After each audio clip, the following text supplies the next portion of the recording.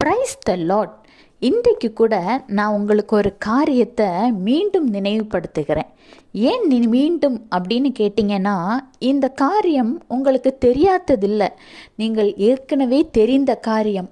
ஆனாலும் அந்த தப்பை நீங்கள் பண்ணிக்கிட்டே இருக்கீங்க. என்னன்னு தெரியுமா? வேதாகமத்தில் சங்கீதம் 118:8, மனுஷனை நம்புவதை பார்க்கிலும் கர்த்தர் பேரில் பற்றுதலாயிருப்பதே நலம். ஆமாங்க, நீங்கள் கடந்து வந்த பாதைகளாகட்டும், இப்போவும் ஆகட்டும், மனுஷனை நம்பி நம்பி அதிக அளவில் நம்பி பின்காலத்தில் அந்த மனிதனாலே நீங்கள் மிகவும் வேதனைப்பட்டீர்கள். இப்படி ஒருவர் இருவர் அல்ல, நீங்கள் கடந்து வந்த பாதையை நினைத்து பார்த்தீங்கன்னா, எந்தெந்த மனிதன் மீது அதிகமான நம்பிக்கை வைத்தீர்களோ அந்த எல்லா மனிதர்களும் ஒரு காலகட்டத்தில் உங்களுக்கு எதிராக செயல்பட்டார்கள். உங்கள் நம்பிக்கையை ஒன்றுமில்லாமல் ஆக்கினார்கள்.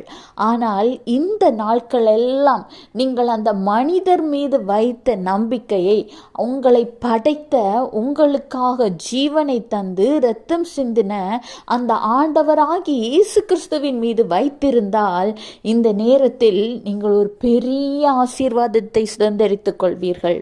இன்றைக்கு கூட கர்த்தர் மீண்டும் ஏன் இந்த வசனத்தின் மூலம் உங்களோடு பேசுகிறார் என்றால், இப்பொழுதும் நீங்கள் மனிதனை தான் நம்பிக்கொண்டிருக்கிறீர்கள்.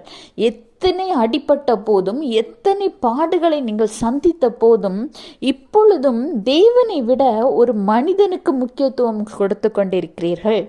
ஆண்டவராகிய இயேசு கிறிஸ்து மனிதனை காட்டிலும் அதிகமாக உங்களோடு இடைப்படுகிற தேவன். மனிதன் எவ்வளோ நேரம் உங்கள் கூட இருப்பான்னு நினைக்கிறீங்க?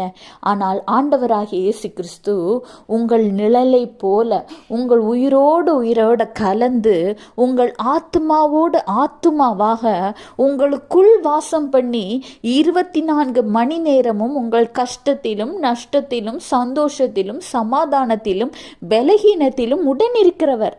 உங்களுக்கு என்ன ஒரு கஷ்டம்னாலும் அதை கர்த்தரிடத்தில் ஷேர் பண்ணுங்க. மனிதனை நம்புவதை விட்டுவிடுங்க. Have a blessed day. Jesus bless you.